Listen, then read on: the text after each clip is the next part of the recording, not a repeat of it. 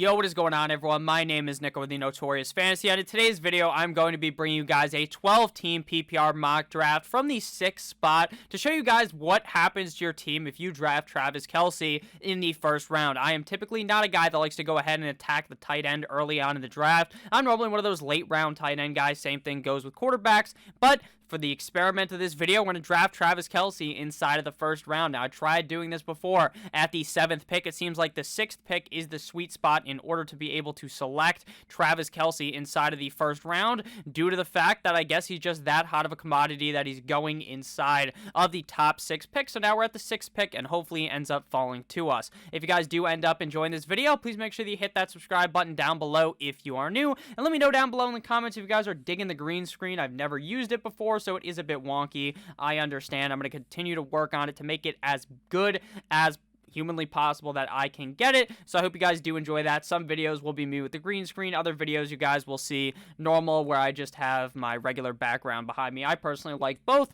When I watch other people's videos, I like some people with the green screen. I like other people with just the cool background in the back. So let me know what you guys prefer down below, and I'll continue to keep switching it up until I can get this as good as possible. So at the first pick of the draft, likely Christian McCaffrey will come off the board. But this year, unlike any other, we have not seen a consensus 101 pick. I feel like a lot of people like Dalvin Cook and a lot of people like Christian McCaffrey. Last year, very much overwhelming majority did end up liking Christian McCaffrey at the 101. Was that correct? No, obviously, because he ended up getting hurt. But this season, I am back on board with the Christian McCaffrey train. I think if he does not end up getting hurt, knock on wood, then we're going to end up with a tremendous season out of Mr. Christian McCaffrey. And he goes at the first pick, followed by Dalvin Cook, Derrick Henry. We're likely going to see Saquon Barkley here, Alvin Kamara, followed by Davante Adams. So we do see a running back go, or a wide receiver go inside of the top 5 picks. Typically, what I've seen is a train of running backs going in the first 5 picks, and that is not what happened here. It would not surprise me if Davante Adams went inside the top 6, though. Davante Adams is clearly a echelon, not really an echelon ahead, because I do like Stephon Diggs a lot next season. I just think he is such a safe pick, really. Unless the guys end up getting hurt, really nothing goes wrong for Davante Adams. He always has a pretty safe season, so I do feel comfortable drafting Davante Adams there at the 5th pick. But again, we are going tight end Travis Kelce here at the 6th pick. We did see him play pretty solid in the Super Bowl. Obviously, their team got bent over a table and raw dogged like their name was Remy LaCroix. But at the end of the day, I think Travis Kelce will have yet another great 2021 season. After Travis Kelce, we saw Saquon Barkley, Big Dick Nick Chubb, Jonathan Taylor, Tyreek Hill, Ezekiel Elliott, Stephon Diggs, Austin Eckler, DeAndre Hopkins, DK Metcalf, Aaron Jones, James Robinson, and then we saw George Kittle meet Timbers. Kittle ended up getting hurt. I prefer Kelce. I feel very safe with Kelce in the first round. DK Metcalf is an interesting pick inside of the top 2 rounds, not because of the player, but because we're hearing some rumbling up in the jungle, like Muhammad Ali was fighting, that maybe Russell Wilson is going to end up leaving the Seahawks. He's mad that the offensive line can't block for anything. I would be too. My friend, I would be too. So let's get into it. It's our pick again. We got Kelce. The wide receivers and running backs are going pretty more evenly than I thought. I thought we'd see much more running backs. We're going to go running back here. And at this pick, I feel very safe going with a guy like Josh Jacobs here at this pick. While he didn't have the year I thought he would have in 2020, I did see consistency out of him. He didn't get enough receptions to my liking, but hey, he's a fine back half running back 1. I don't think he really has the upside to be a top 4 guy in this Las Vegas system, but I do think he's going to get a lot of carries, and that will make him easily a back part running back 1, meaning like running back 9 through 12, probably at the end of the year in a 12-team league. After Jacobs, we saw Miles Sanders, followed by Keenan Allen, Darren Waller, Pat Mahomes, Michael Thomas, Calvin Ridley, Antonio Gibson, A.J. Brown, DeAndre Swift, and then Cam Akers. Cam Akers would have been the guy I was hunting for in this round, but I do like some running backs here at the wide receiver position. Allen Robinson, I like a lot, as well as Justin Jefferson. I would see that as a steal here in the 3rd round, but I feel like the running backs really do fall off early on here, at least as of right now, since we don't have a clear consensus on where some of these guys will be based on free agency. So I'm going to go with one of my favorite running backs, and that is J.K. Dobbins in a very run-heavy system in Baltimore with Mr. Big Trust Woo Woo, Marquise Ingram out of there. I like him a lot. I would have picked David Montgomery, but I picked David Montgomery in the last mock, so I kind of want to switch it up a little bit when doing these videos. So after I went J.K. Dobbins, Allen Robinson came out the board, followed by a 4-string of running back C.H., Joe Mixon, David Montgomery, and Chris Carson, Mike Evans, Julio Jones, Justin Jefferson, Josh Allen, Amari Cooper, F1, Scary Terry McLaurin, and Raheem Mostert. I do not like Clyde Edwards-Helaire at all this season. I think we were way too high on him last year, like our name was Snoop Dogg, and we kind of bit the bullet on that one. I just don't really trust him. I think they are just a 2 running back system. I really don't think that CEH will ever be a workhorse in Kansas City. So now it is our turn to make a pick here. I do like Kareem Hunt as a very safe flex option here, but we don't have any wide receivers, and I have a feeling Robert Woods is really going to tear it up in 2021 with Matthew Stafford in LA. He was good with Jared Goff, so just think how much better he would be with an improved quarterback in Matthew Stafford. Matthew Stafford is like Jared Goff if Jared Goff was like 50% or probably 100% better. After Robert Woods, we see Kyler Murray come off the board, followed by Lamar Jackson, Chris Godwin, Adam Thielen, Kareem Hunt, Mark Andrews, Mark Andrews, CD Lamb, Aaron Rodgers, Kenny Galladay, and Will Fuller. So we've seen 1, 2, 3, 4, 5 quarterbacks come off the board. The order was Pat Mahomes, Josh Allen, Kyler Murray, Lamar Jackson, and Aaron Rodgers. Interesting to see how much Lamar Jackson has fallen off since last season. Arguably the quarterback 1 in fantasy football. Did not put up those points at all. Will they draft him some wide receivers to help him? If they don't, I'm not touching Lamar inside the top 5 quarterbacks this season. So now we are back up on the clock. And the running backs have just completely fallen off at this point in the draft. It is a steep jump off of a cliff, so we're going to hop back on the wide receiver train. Tyler Lockett is a walking time bomb, as is Odell Beckham Jr., so we're going to select Deontay Johnson. I personally believe Juju Smith-Schuster will be kicking the can. He's getting his ass sent out of there. He's going to go to some other team, and I think Deontay Johnson and Big Ben Roethlisberger Big Ben's got 1 year left to greatness with Mr. Deontay Johnson. Even though Deontay Johnson can't catch the ball, it doesn't seem to fucking matter because he always gets it thrown to him. After that, we see Deshaun Watson, followed by Russell Wilson, Dakota Prescott, Ronald Jones, Cooper Kupp, Kenyon Drake, Myles Gaskin, Justin Herbert, the pervert, TJ Hawkinson, Tyler Lockett, and Tyler Boyd, followed by Melvin Gordon. If anyone's watching from Fantasy Football Calculator, if you do me a favor and allow to do private mock drafts on here where I can make the draft pick, not 45 seconds, so I'm not going like 1, 2, 3, sold to the man wearing the black hat. Have you ever seen one of those, like, what is that, an auction?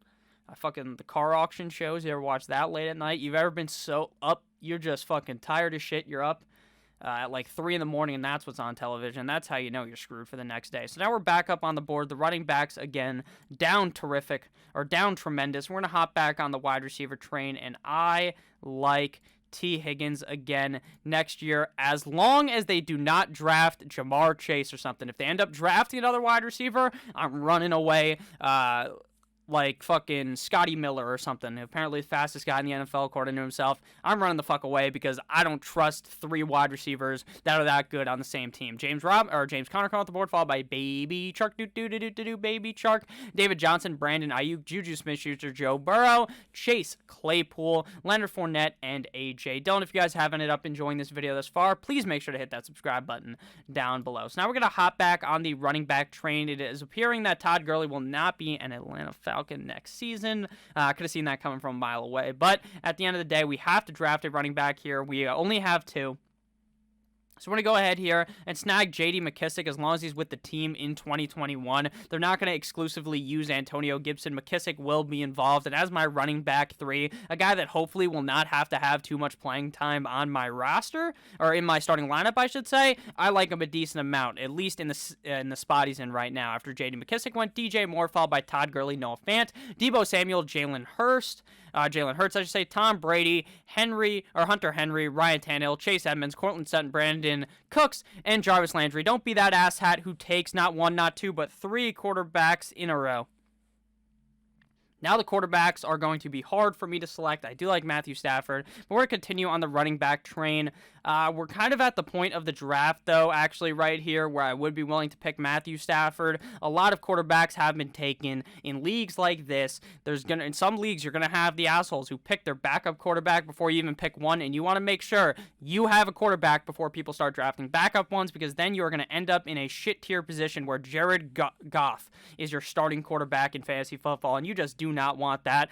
You don't want it or the Rams didn't want it so much that they traded their whole fucking life savings for Matthew Stafford. After we went with Matty Snapback, Robbie Anderson came off the board, followed by Devin Singletary, Naheem Hines, Devontae Parker, Damian Harris, Matt Ryan, Miles Davis, who seems like he may not be back on the team in 2021, Jerry Jeudy, Evan Ingram, and Hayden Hurst. We do have a tight end, though, which is probably the most clutch thing, because we got the best tight end in the NFL, so we don't have to worry about taking that dart and throwing it at the screen and hoping we can select the correct tight end later in the draft. Here I'm going to hop back into the running back well, and we're going to select Jeff Wilson, running back of the San Francisco 49ers. While he doesn't necessarily have a stranglehold of this backfield just yet, I do think it's entirely possible that if something happens to any of the running backs ahead of him, it's the next man up mentality in San Francisco, and it's the hot man mentality, and Jeff Wilson is hot, hot, hot, and if he gets on fire here, NBA Jam rules, we're going to be seeing a lot of Jeff Wilson on winning fantasy rosters in 2021. After that was the Pittsburgh defense, followed by Gronk, Latavius Murray, Hollywood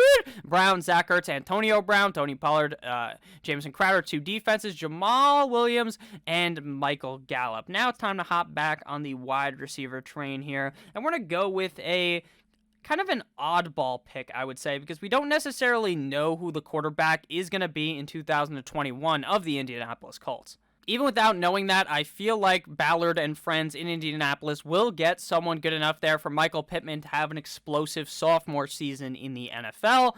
There were a couple of wide receivers I liked there as well.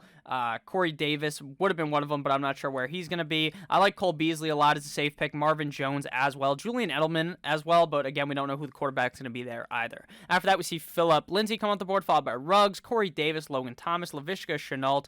The Colts defense, T.Y. Hilton, Tariq Cohen, Le'Veon Bell, and the Washington football team defense. We currently have 4 running backs, 4 wide receivers, so a very balanced approach to this draft. Typically, you want to finish the draft with more running backs than wide receivers, because on your waiver wire, it's going to be much harder to pick up a running back that you can start on a weekly basis versus picking up a wide receiver. So we're going to go ahead. Maybe it's a little early. No, it's not. We're going to get that handcuff. We're going to snag the backup of J.K. Dobbins. If Dobbins was to end up getting hurt, stub his toe, get the Rona maybe. Who knows if Corona will be gone by the time the season starts. You want to make sure you get their backup. And Gus Bus Edwards is a legendary backup for the Baltimore Ravens because he is going to get a whole lot of work like Antonio Brown's got a whole lot of money. After Gus Edwards, we saw Alexander Madison, followed by Cole Beasley, Marlon Mack, Darrell Henderson, Wayne Gallman, Taysom Hill, Christian Kirk, Curtis Samuel, Marvin Jones, followed by Sterling Shepard, and then the 49ers defense plus Tua Tagovailoa, my favorite quarterback in the NFL.